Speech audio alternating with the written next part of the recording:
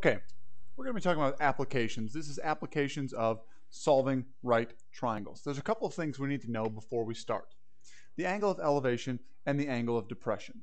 Okay, so if we are talking about our angle of elevation or depression, we are assuming that this is our horizontal.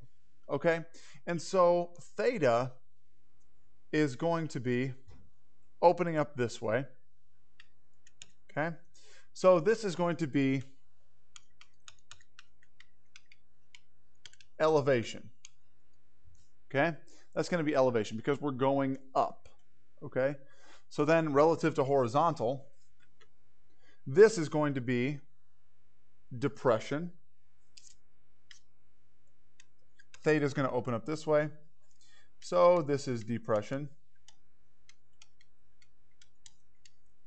because we are going down. Okay, so that's elevation and depression.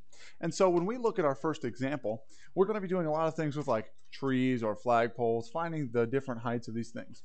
And so I've got my sun here and my flagpole, all right?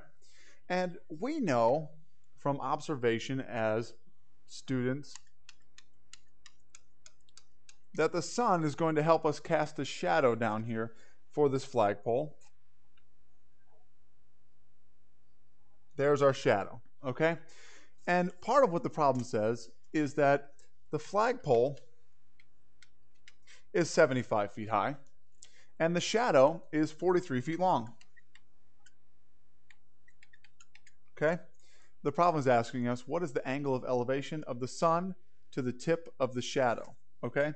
This could be confusing, but let's find out what we're actually talking about.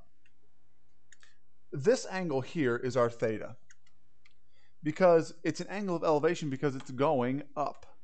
Okay, so the angle of elevation from the sun to the tip of the shadow, so this is the angle of elevation. We want to figure out what would we have to be looking at, what angle would we look at to find our way up to the sun.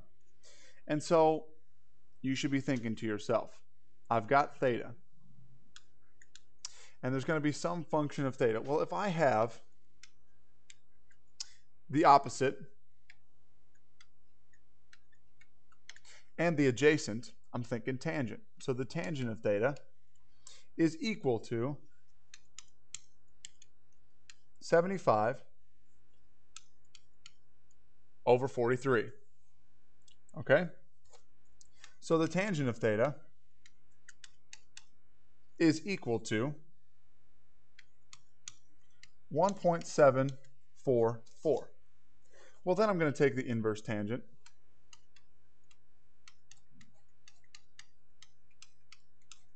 Of 1.744, and I get that my angle of elevation is 60.17 degrees. Okay? That's angle of elevation. Now, in my next example, we're going to be talking about pyramids. The pyramids, a man climbs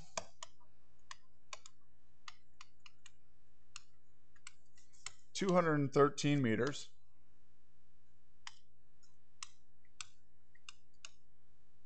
a pyramid.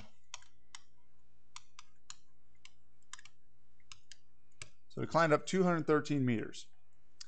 The angle of depression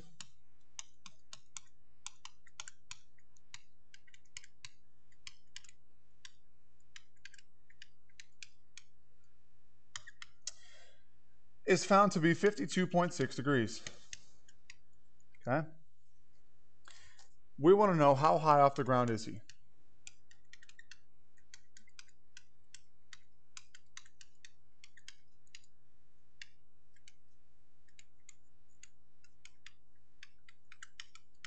Okay, so let's draw a picture.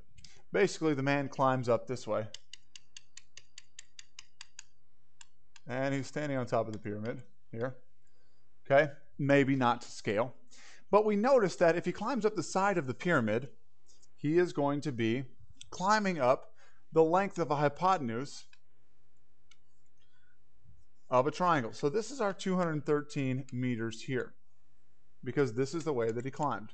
Okay, he went up this way, he's standing at the top.